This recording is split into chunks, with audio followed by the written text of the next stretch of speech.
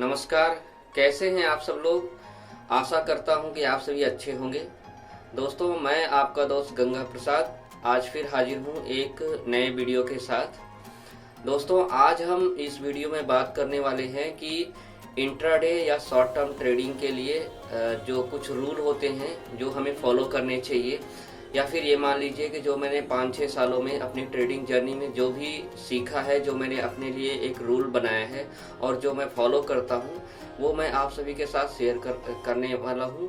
और दोस्तों, मैं आपके साथ ये शेयर करने वाला हूँ कि इंट्राडे या शॉर्ट टर्म ट्रेडिंग के लिए वो कौन से रूल होते हैं जो कि हमें फॉलो करने चाहिए। तो दोस्तों, आइए इस वीडियो को स्टार्ट करते हैं। और वीडियो स्टार्ट करने से पहले मैं उन दोस्तों को बोल दूं जो कि हमारे चैनल पे नए हैं, हमारे चैनल को सब्सक्राइब कर लीजिए और वीडियो अगर अच्छा लगे तो अपने दोस्तों के साथ शेयर कीजिए। दोस्तों, सबसे पहले जब भी हम शॉर्ट टर्म या इंट्राडे ट्रेडिंग करते हैं तो सबसे पहला काम हमारा होता है स्टॉक सिलेक्शन का।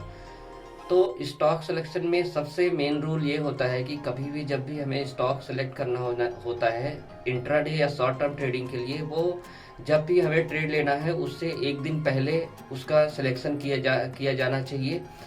उसे हमें एनालाइज करना चाहिए कि हमें किस डायरेक्शन में उसमें ट्रेड लेना है, उसे शॉर्ट करना है या फिर बाय करना है, सेल करना है या फिर बाय करना है। इसका हम स्टॉक के टेक्निकल एनालिसिस से उसके चार्ट को देख के उसका जो भी, क्योंकि आजकल टाइम में हर कोई एक इंडिकेटर, एक तरह का कोई भी जो भी सेटअप यूज करता है ट्रेडिंग के लिए, जिससे कि वो इंडिकेट करता है उसके सिग्नल्स के लिए, बाय या फिर सेल के सिग्नल के लिए, चाहे कोई मूविंग एवरेज यूज करता है या फिर कोई भी किसी तरह का RSI यूज करता है, या फिर जो भी टेक्निकल आप यूज करते हैं कि किसी स्टॉक के डायरेक्शन को प्लान देखने के, चेक करने के लिए कि उसमें सेल किस डायरेक्शन में वो मूव कर रहा है। तो जब भी हम स्टॉक का सिलेक्शन करते हैं तो वो हमें एक दिन पहले स्टॉक का सिलेक्शन करना चाहिए। और दूसरी सबसे इम्पॉर्टेंट बात ये होती है कि आप जब भी स्टॉक का सिलेक्शन कर रहे हैं, जो आपका सेटअप होता है चार्ट पैटर्न का, चाहे कुछ लोग होते हैं 5 मिनट का चार्ट पैटर्न का सेटअप चलाते हैं, कुछ लोग होते हैं 15 मिनट का चार्ट पैटर्न का सेटअप चलाते हैं, कुछ लोग होते हैं 30 मिनट का चार्ट पैटर्न देखते हैं, कुछ होते हैं डेली का, आवरली का चार्ट पैटर्न देखते हैं। तो आपका जो सेटअप है, जिस चार्ट पैटर्न का सेटअप आप देखते हैं, तो हमेशा उसी चार्ट पैटर्न को ही देखना चाहिए। आप, ऐसा नहीं है कि कोई 30% का आपने सेटअप बना रखा है 30 मिनट के चार्ट पैटर्न का, और आप उसमें फिर आप ढूंढने लगोगे 15 मिनट के चार्ट पैटर्न पे, उसको चेक करने लगोगे या फिर 5 मिनट के चार्ट पैटर्न पे देखने लगोगे, तो उसमें कहीं ना कहीं आपको कोई ट्रेड दिख ही जाएगा। तो इसलिए हमेशा ये ध्यान रखना चाहिए कि कभी भी जो आपका सेटअप आपने बना रखा है कि मुझे 15 मिनट के कैंडल पे सेटअप चलाना है, मैं यूज करता हूँ, या 5 मिनट के, या फिर 10 मिनट के, या 30 मिनट, 1 घंटा, 1 दिन, जो भी आपने सेटअप बना रखा है, अपने उसी सेटअप पे ही ट्रेडिंग करनी चाहिए।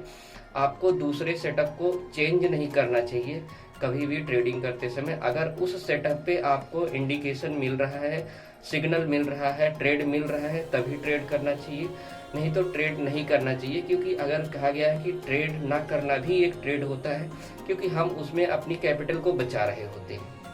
तो अगर आप ट्रेड नहीं करते हो तो एक तरह से सेव कर रहे होते हो अपनी कैपिटल को। तो अगर इंट्राडे या शॉर्ट टर्म ट्रेडिंग में कभी भी ऐसा नहीं होता कि हमेशा आपको ट्रेड्स मिलेंगे, हर दिन आपको ट्रेड्स मिलेंगे। तो उसमें जब भी आपको सेटअप पे अपने ट्रेड दिखे, जब भी ट्रेड लेना चाहिए। सबसे पहला और सबसे इम्पोर्टेंट रूल यही होता है कि स्टॉक का सिलेक्शन जब आप करते हो, तो जो भी आपका सेटअप है, जिस ड्यूरेशन का सेटअप है, आप अगर कैंडल स्टिक यूज करते हैं 5 मिनट का, तो 5 मिनट ही देखिए, उससे ऊपर वाले में मत जाइए, और उसी हिसाब से अपना स्टॉप लॉस और अपने जो टारगेट होते हैं वो डिसाइड कीजिए। अगर आप 15 मिनट का सेटअप यूज करते हैं तो 15 मिनट का ही देखिए, फिर आप उससे कम ड्यूरेशन में या ऊपर ड्यूरेशन में आप मत जाइए।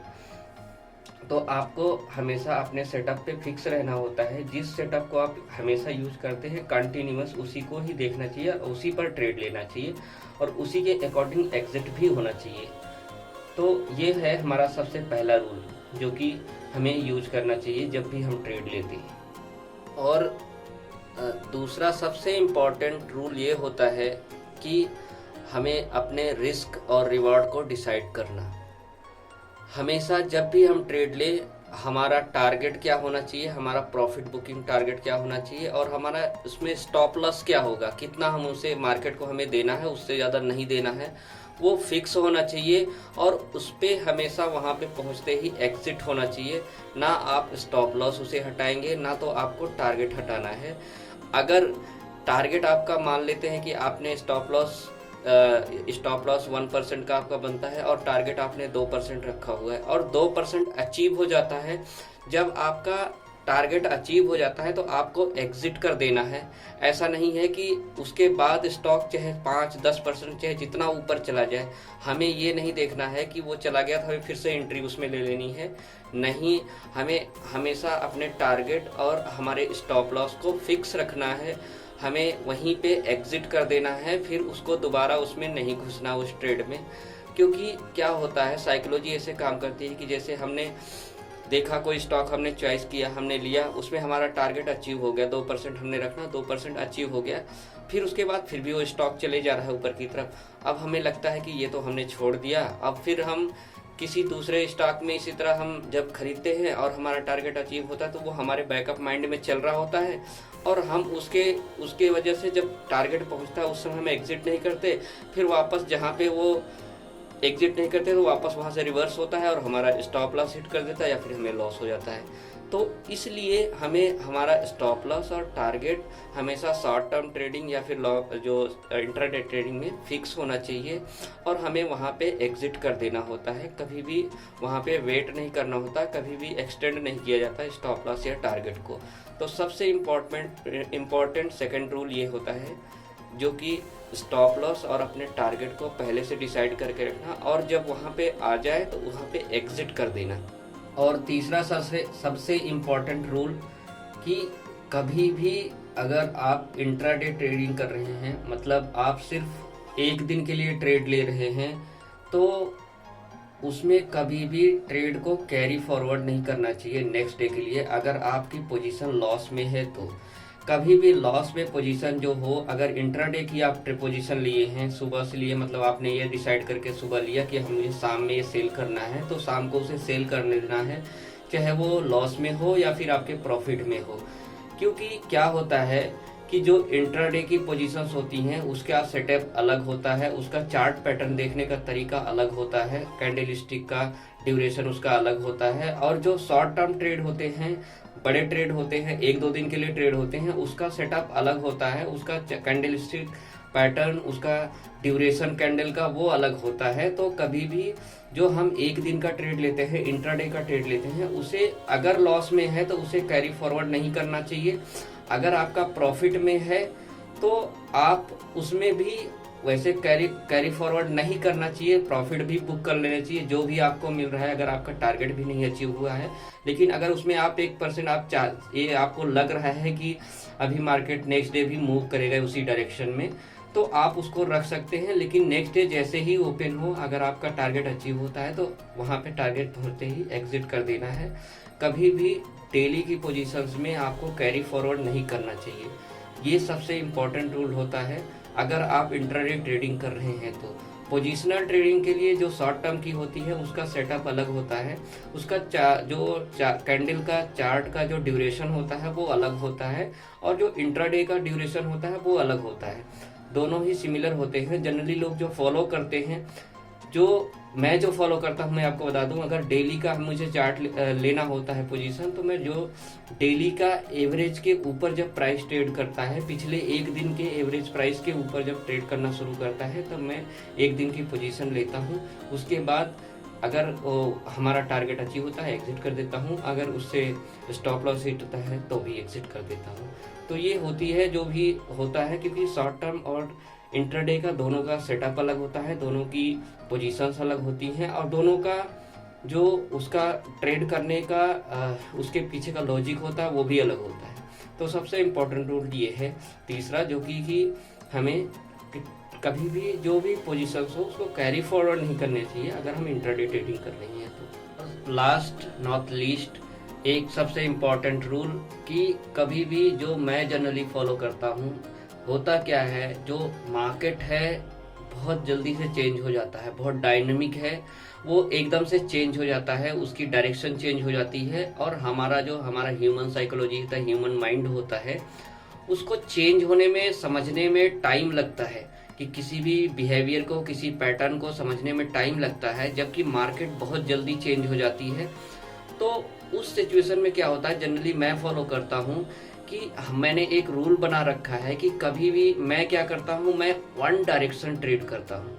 मैं कभी भी अगर मैंने किसी स्टॉक को मैंने सेलेक्ट किया है बाय के डायरेक्शन में, तो मैं उसमें बाय ही करता हूँ। और जनरली मैं ज़्यादातर बाय की ही डायरेक्शन में ट्रेड करता हूँ, सेल के डायरेक्शन में ट्रेड नहीं करता। क्योंकि होता क्या है कि हमारा माइंड, अगर हम बाय की डायरेक्शन में ट्रेड करते हैं तो हमेशा मैं वही स्टॉक ढूंढता हूँ जो कि उसकी डायरेक्शन ऊपर की तरफ होती है, ऊपर जाने की डायरेक्शन होती है, बाई का साइड का सिग्नल दे रहा होता है। तो मेरा उसमें सबसे मेन फोकस यही रहता है कि मुझसे वो स्टॉक में ऊपर का मूव नहीं छूटना चाहिए।